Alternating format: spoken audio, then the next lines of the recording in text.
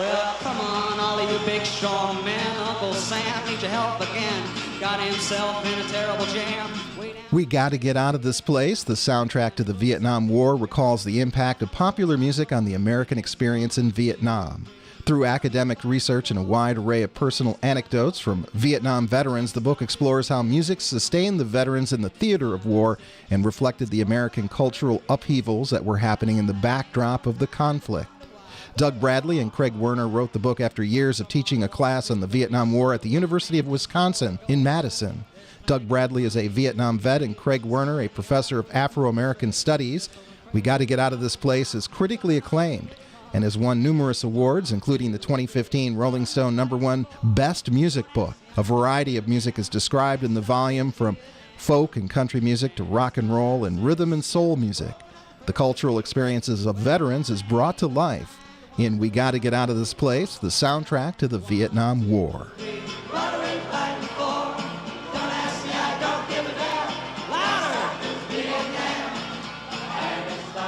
Well, gentlemen, there's a perception of the music of Vietnam that comes out of Hollywood, television, the soundtracks, and there's actually some truth, a kernel of truth there in terms of the music that's represented in films and such. But one of the things I was struck in reading your book was the diversity of music and also the different phases of the war, what the soldiers and the military personnel were listening to in the early stages of the conflict, and then where it was at the end of the war. Could you talk about that?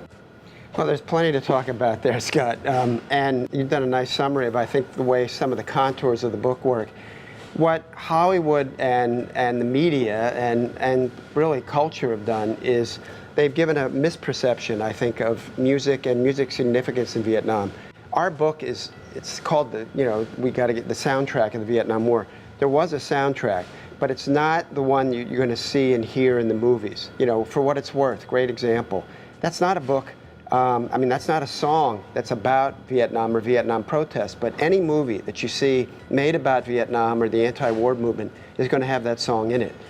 I think the real power and importance of what we were able to do is that songs played a major role in the soldier and the veteran being able to basically to stay alive and survive during the war and after the war.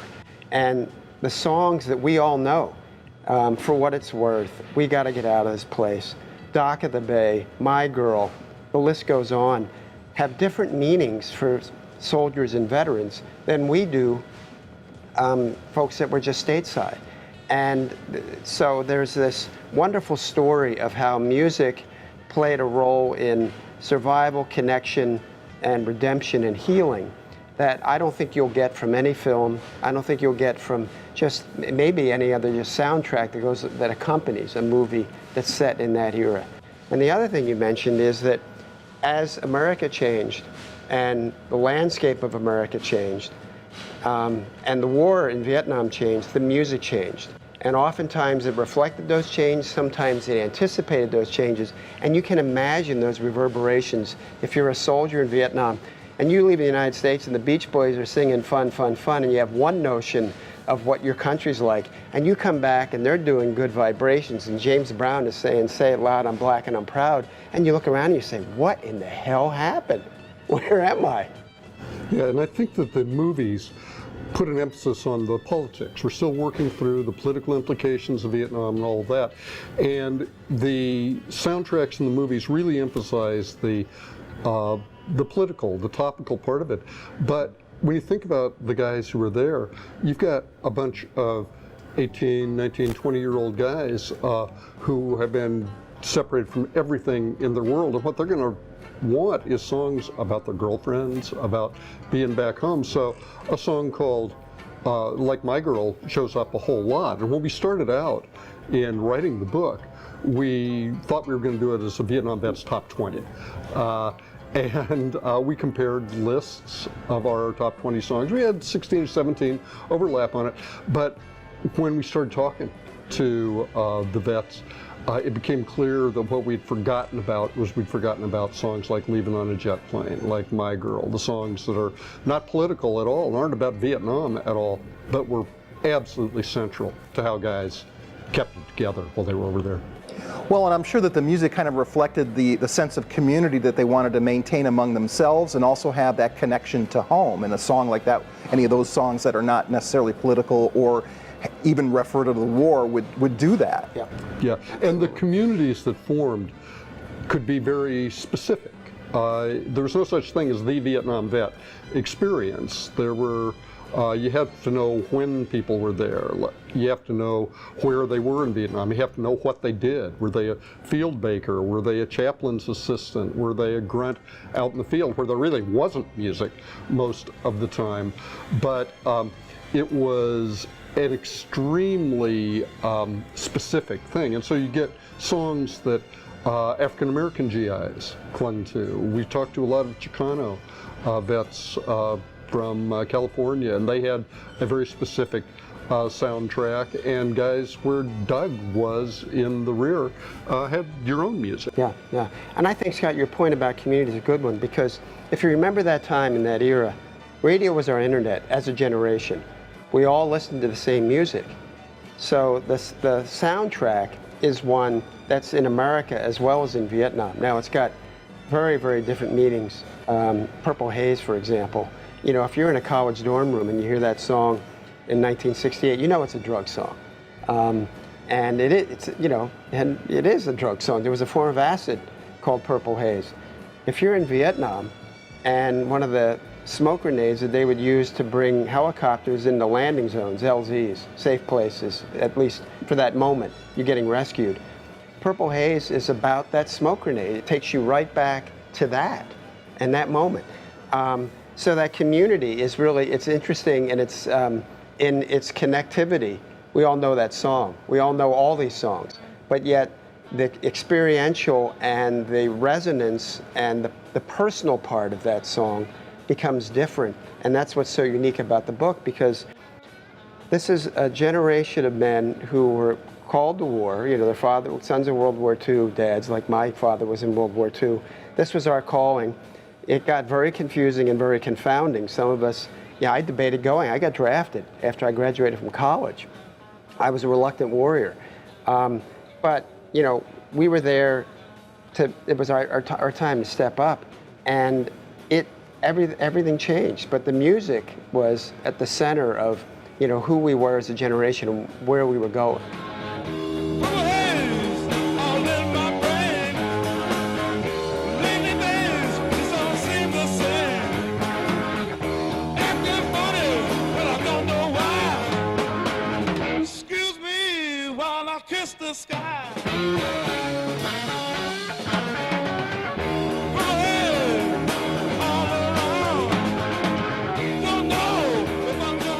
Well, now in the introduction, you talk about the title of the book, which is the song "We Got to Get Out of This Place," and you call it the national anthem of the Vietnam War. And until I read your book, I really didn't think of it that. In fact, I thought more along the lines of Purple Haze being like a national anthem. Yeah, well, "We Got to Get Out of This Place" started its life as a Get Out of the Ghetto song that was written for the Righteous Brothers as a follow-up to You've Lost That Lovin' Feeling, and it would have been a terrific hit for them. Cynthia Weil, when the songwriter, said that she hated the Animals version until she started cashing the checks from it, and that Eric Burden of the Animals said he didn't think of it as being about Vietnam. He thought about it as they're getting out of their grungy North England working class, making it down to London. And it wasn't until some vets came up to him, and he thought they were going to beat him up because he was a hippie, and they came up and said, "Thanks, man, that's our song." And he said since then he's been inundated with letters and thank yous from vets on it. Yeah, and the tough thing to understand is that because now when people are used to, in war movies and even in the current wars, that units go over as units. They go over, you know, unit strong. That didn't happen in Vietnam. We would go singularly in and out of units, one at a time. So when you got to Vietnam, there was something called your DERO date, date eligible for return from overseas. So you knew when you got there, 13 months for Marines, 12 months for Army, when you were going to get out of that place. So that song then becomes sort of your, what you hold on to, your anchor, because you are going to get out of this place. I got there on November 11th. I know I'm leaving on November 10th. So this whole notion of, you know, when you were going to get out of there, and it just kept giving that song more power and more potency, because that's when you were going to get out alive. If you made it, if you lasted, you'd get out of Vietnam. And that song came out in the mid-'60s, but it was still something that was being listened to and affecting the veterans right till the end. All the way through. And what's cool is that we have back and forth. We talked to a lot of AFVN disc jockeys. Didn't get to Adrian Cronauer. He didn't want to talk to us. You know, he'll let Robin Williams talk for him in Good Morning America. But we talked to a lot of Vietnam DJs, guys that were in Saigon, and people that were out in the field playing on the Armed Forces Network.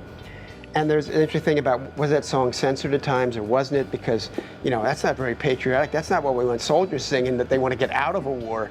But I know for a fact, because I heard it when I was there, it was played in Vietnam by the AFVN disc jockeys. When we had, this was the point I was trying to get to before, that music became something the military thought they could use to keep us sustained and going in the war. Because we were the music generation, we all listened to music all the time. So they gave us music, Craig said, not out in the field. Music might be in your head, but silence was critical for you to survive. But if you rotated back or you were anywhere in the rear, and there were more of us in the rear than there were in the field, we had we had bands, Korean, Vietnamese, Japanese, would come in and play, and they were good, and they had to play that song. They got chased off the stage. We had live act, James Brown came to Vietnam, Nancy Sinatra, Johnny Cash. So artists would come. You had music all the time, if you were lucky enough like me to be in the rear, as a way to sort of keep us going. And so it was something, and to build morale, and that's what Armed Forces Radio did.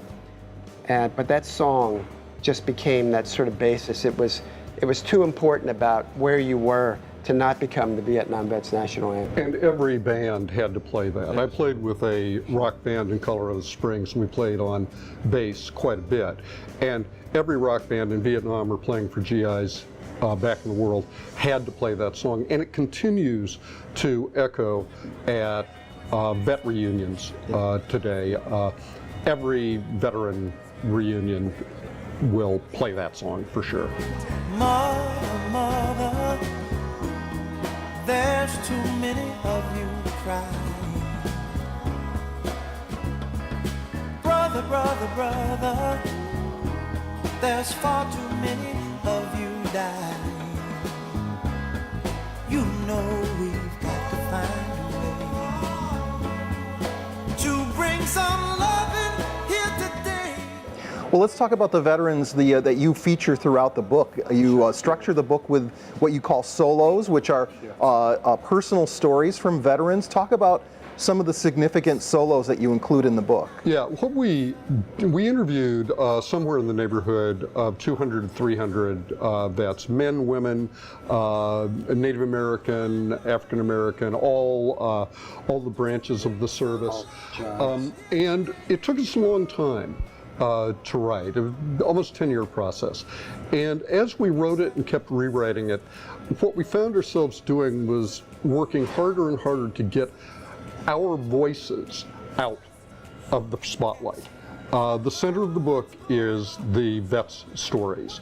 And we obviously, our voices are there, but mostly there to montage the voices of the men and women. But one of the key moments was when we decided that we were going to feature these solos. So there are about 25 or so solos, 30 solos in it, where men and women decided that they wanted to either write their own story, or we would take interviews that we weren't going to really do any better explaining and just edited them down, went back and forth with them. But there are some of the most powerful moments in the book are those solos. Art Flowers, African-American vet from Memphis, Tennessee, talks about the impact of Marvin Gaye's What's Going On when he came back home. Bill Earhart, a Marine who did some tough tours there, talks about the way that music brought his unit together. Yeah, and it was, we just realized we couldn't have said it any better. Now, sometimes folks weren't. Art's an author, Bill too. Other folks aren't, and they're not public speakers, but they felt so strongly about this that they would send something and say, could you guys look at this? Or they would just ask for our rendition of what we had heard from them, Country Joe McDonald, for example, and said, that's it, that's fine, I can't do any better. But what became important, Scott, was as in the ebb and flow of the book, and as Craig said, as we're sort of moving back away, getting ourselves out of the way and letting these voices come forward, there were just, these are pretty profound statements about loss, about confusion, about redemption and survival and healing that you couldn't make up. And so it became very apparent that those voices needed to be there on their own, and we were just lucky to have them. And there's a few that just didn't make it. When you're putting books together and you're working with editors, some of the voices aren't going to get in there, but we're really proud and honored that we were able to sit with these folks and hear their stories, because it was a way for them to get back home. And Vietnam vets are notorious, I think is a legitimate word, for not being necessarily forthcoming about their experiences there. If you sit down and talk to somebody and say, hey, what was Nam like? Kill anybody ever with drugs, good luck.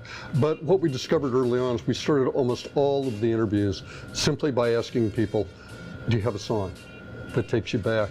And more often than not, it was like turning on the tap. And the hardest thing about the book in many ways was once people started talking, they kept talking. So we talked to people, the average conversation was at least a half hour, and there were ones that went on for much longer than that. And a lot of the stories aren't in the book, because they're not about the music per se, but it was clear that for many of the men and women, it was a healing process simply to talk.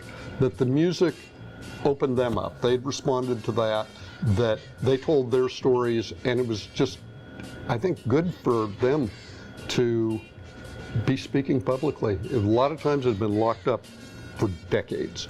Well, now your solo was included. Could you tell us a little bit about your solo? Yeah. Well, in fact, I've got two of them, which was pretty fortunate because, I was a guy that was there. And again, my 3 W's, Craig mentioned those earlier in our conversation. And that really has a bearing on anybody's Vietnam experience, where you were, when you were there, what you did. So I'm there in 70 and 71. This is a different war.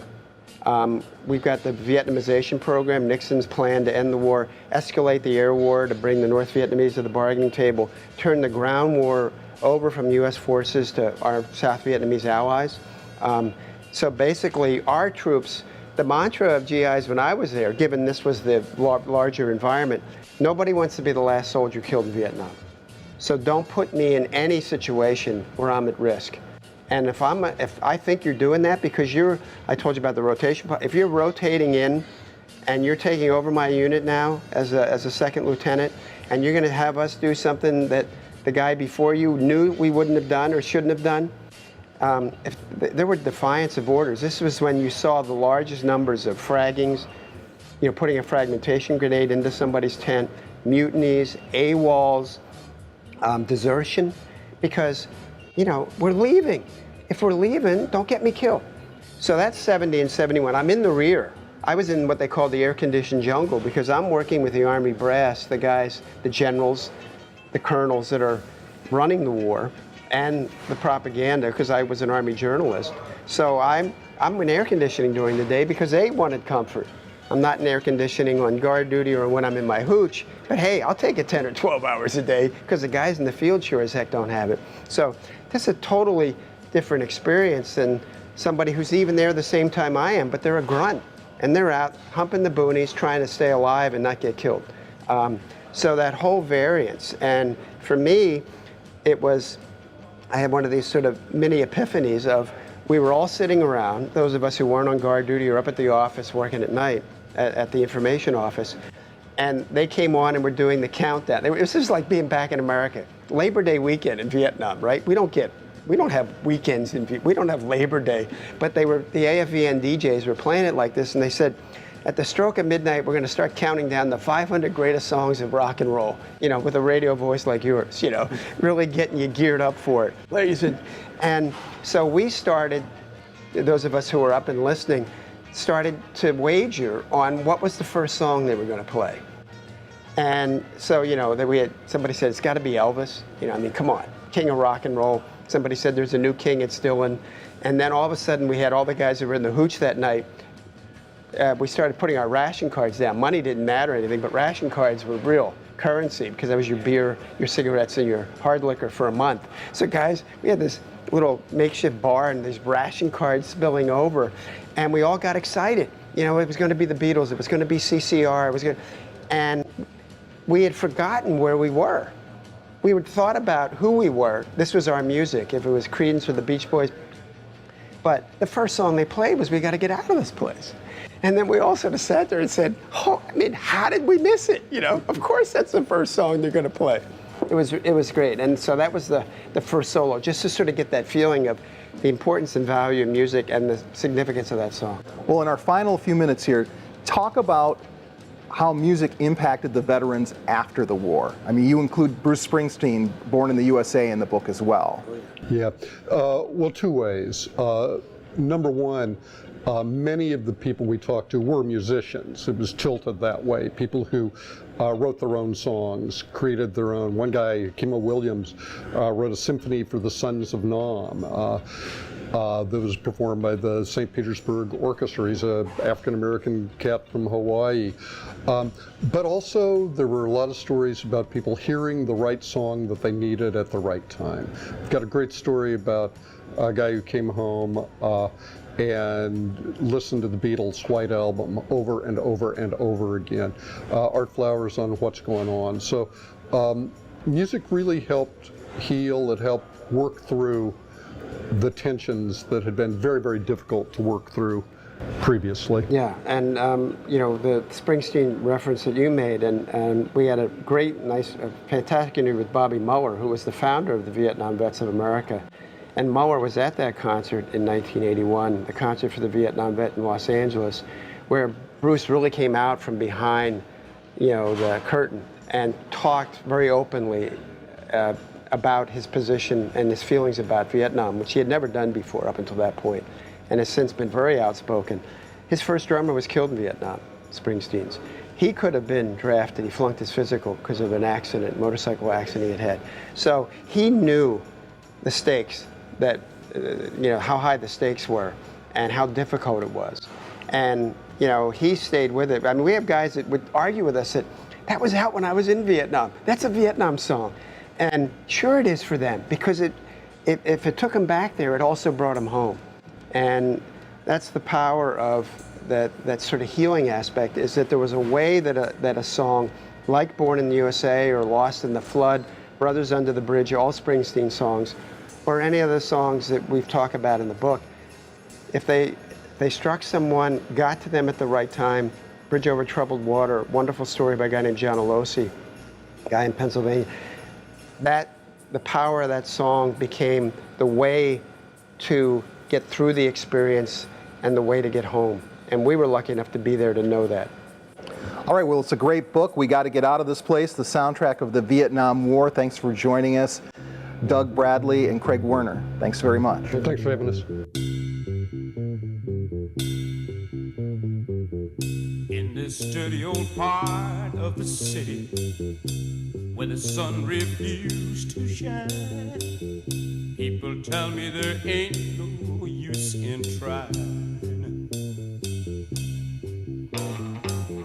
Now, my girl, you're so young and pretty, and one thing I know is true: you'll be dead before your time is due. I know.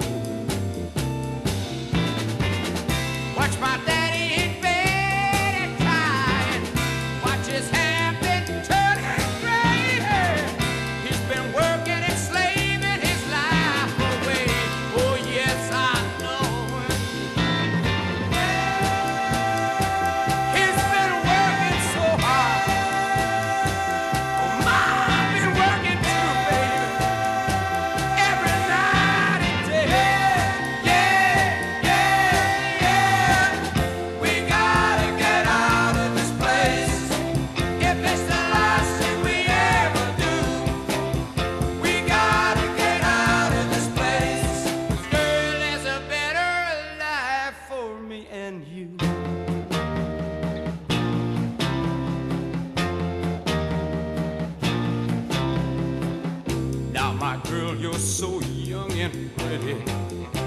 And one thing I know is true, yeah, you'll be dead before your time is due.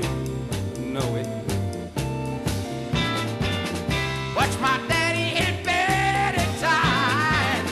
Watch his hair been a turning gray. He's been working and slaving his life away. I know he's been working so hard. I've been working too, baby. Every day, baby.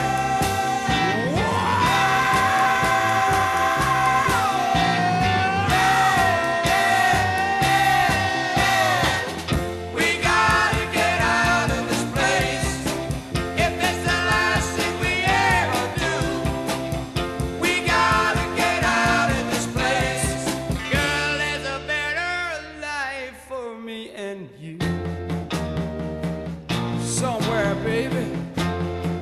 Somehow I know it, baby. We gotta get out of this place. If it's the last thing we ever do, we gotta get out of this place. Girl, there's a better life for me and you. Believe me, baby. I know it, baby. You know it too, baby.